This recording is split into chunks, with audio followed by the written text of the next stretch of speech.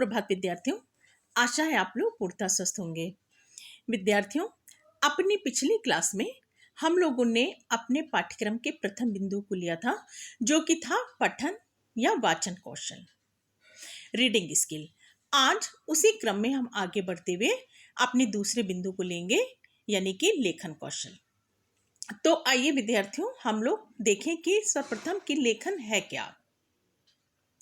विद्यार्थियों, जैसा कि मैंने आपसे पिछली क्लास में चर्चा की थी कि हमारी भाषा के दो मुख्य रूप हैं, एक मौखिक अभिव्यक्ति और दूसरी लिखित अभिव्यक्ति। तो जब भी मानव अपने विचारों, संवेगों और अनुभूतियों को बोलकर या ध्वनियों के द्वारा अभिव्यक्त करता है, तो वो हमारी मौखिक अभिव्यक्ति होती है।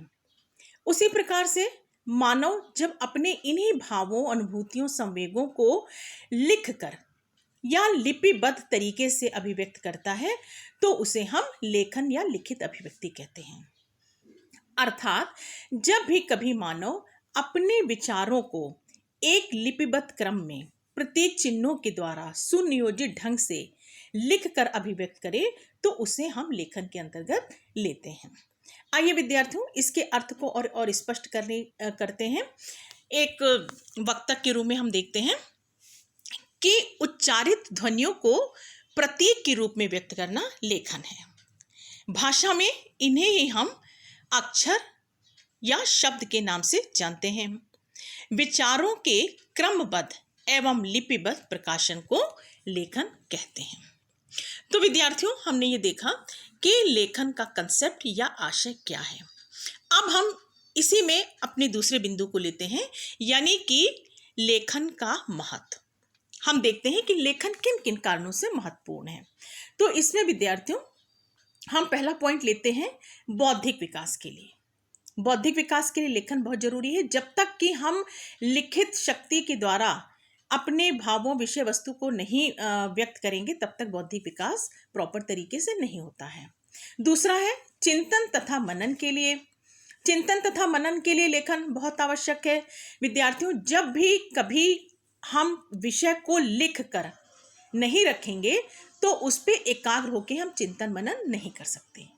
नंबर 3, भाषा में एक रूपता तथा स्थायित्व लाने के लिए लेखन के द्वारा भाषा में स्थिरता आती है। ये बात हम लोग भली भांति जानते हैं, क्योंकि जो लिखित रूप है हमारा, वो क्या है, सदैव के लिए होता है। तो स्थायित्व के लिए लेखन बहुत आवश्यक है, बहुत महत्वपूर्ण है। नंबर नेक्स्ट जो हमारा है 4, ये है कि किसी भाषा पर अधिकार प्राप्त करने के लिए, है ना विद्यार्थियों। हम किसी भाषा पर अधिकार तभी प्राप्त कर सकते हैं जब उस भाषा का लेखन हम लोग को मालूम हो, क्योंकि सिर्फ मौखिक के द्वारा हम उसकी गहराई तक या हम नहीं पहुंच सकते हैं। इसलिए अधिकार प्राप्त करने के लिए लेखन बहुत महत्वपूर्ण है। नेक्स्ट है देश की सभ्यता एवं संस्कृति का ज्ञान प्राप्त करने के लिए।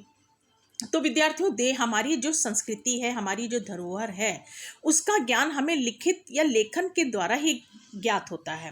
आप एक उदाहरण के तौर पे समझिए, जैसे कि चाहे वो आध्यात्मिक हो या फिर धार्मिक हो। जैसे उदाहरण के लिए आप समझिए, जैसे हमारे जो धार्मिक ग्रंथ हैं या आध्यात्मिक जो हमारी पुस्तकें हैं, उनका ज्ञान हमें अगर लेखन ना होता तो कैसे प्राप्त होता। मान लीजिए जैसे गीता है, रामायण है। अब गीता में श्री कृष्ण ने अर्जुन को क्या उपदेश दिए, अगर गीता के द्वारा लिखित रूप में हम लोग के सामने ना होता तो हम लोग को नहीं ज्ञात होता, क्योंकि मौखिक रूप में किसने किससे क्या कहा, वो बात कोई मतलब प्रमाण नहीं है, उसका कोई प्रूफ भी नहीं है, है ना विद्यार्थियों। इसमें लास्ट पॉइंट हम ले सकते हैं कि विभिन्न देशों से परस्पर संबंध बनाने के लिए हमें जब किसी अन्य देश से संबंध, रिलेशन बनाने होते हैं, तो हमें वहाँ की भाषा का ज्ञान भी होना चाहिए, वहाँ की हमें का भाषा में लेखन भी आना चाहिए। क्योंकि जब तक हम लेखन के द्वारा जो है पत्राचार नहीं करेंगे, तब तक जो है वो हमारे संबंध भी प्रगाढ़ नहीं हो सकते। तो विद्यार्थियों, हमने देखा कि इन कारणों से लेखन अत्यधिक महत्वपूर्ण है। अब हम चलते हैं अपने अगले पॉइंट पर कि देखते हैं कि ये इनके आखिर उद्देश्य क्या है। हमारा जो लेखन है वो किन किन उद्देश्यों को लिए हुए है। तो विद्यार्थियों, इसमें सर्वप्रथम जो हम पॉइंट लेंगे वो लेंगे कि बालकों को वाक्य रचना के नियम का ज्ञान कराने के लिए, ज्ञान कराना, ये इनका महत्वपूर्ण उद्देश्य है। मतलब वाक्य रचना के नियम क्या ज्ञान है, कि वाक्य की रचना कैसे होती है ना। वाक्यों के बीच में कितना अंतराल होना चाहिए, विराम चिन्हों का प्रयोग किस तरीके से होना चाहिए, तुकांत शब्दों का प्रयोग कैसे जो है पंक्ति के अंत में होना चाहिए, आदि आदि। ठीक। नेक्स्ट है बालक को मानव जीवन से परिचित कराने के लिए, मानव को जीवन को जो है हम लोग परिचित कराते हैं, यानी उनको व्यवहारिक बनाने के लिए भी लेखन बहुत आवश्यक है।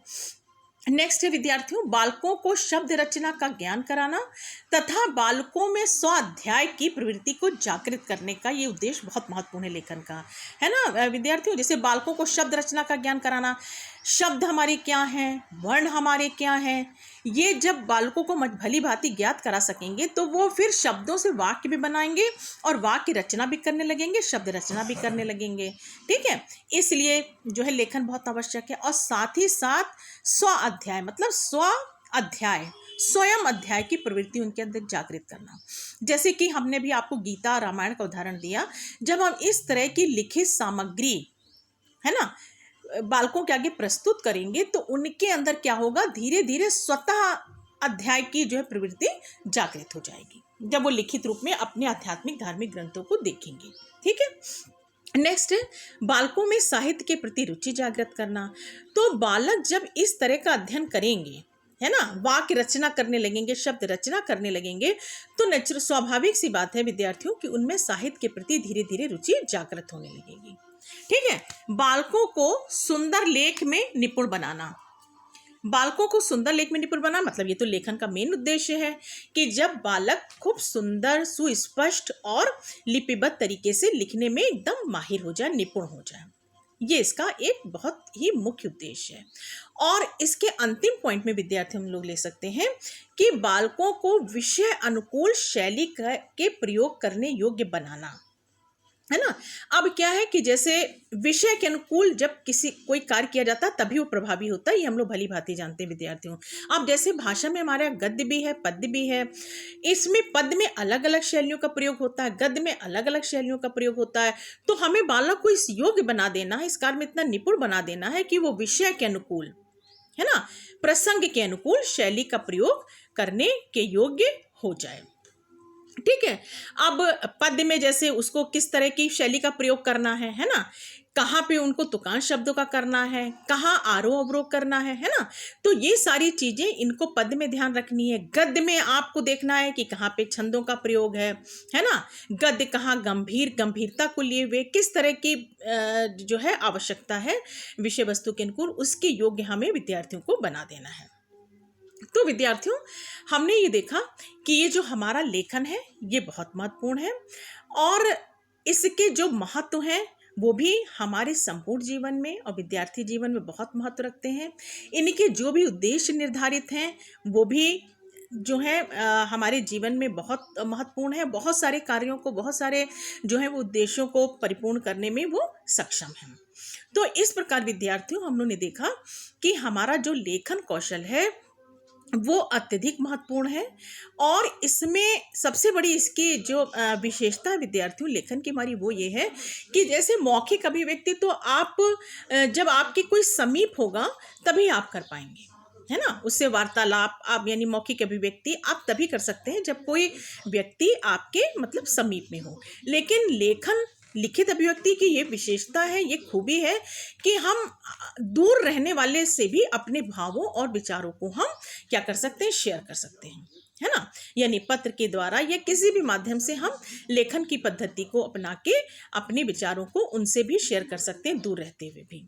तो इस तरह से ये जो लेखन है ये हमारे जीवन में बहुत महत्वपूर्ण है और भाषा कौशल में हम श्रवण और पठन यानी रीडिंग स्किल के बाद ही हम राइटिंग स्किल को लाते हैं, क्योंकि हमें ये भी देखना होता है विद्यार्थियों कि बालक जब श्रवण कौशल के योग्य हो जाएगा, पठन के योग्य हो जाएगा, वाचन के मतलब रीडिंग स्किल्स की हो जाएगी, तो वो राइटिंग स्किल भी कर लेगा। तो विद्यार्थियों आज की क्लास में हमने देखा कि लेखन क्या है, इसका क्या अर्थ है, ये किन किन कार्यों को करता है, ये हमारे जीवन में विद्यार्थी जीवन में क्यों महत्व रखता है, इसका क्या महत्व है और ये किन किन उद्देश्यों को लिए हुए हैं।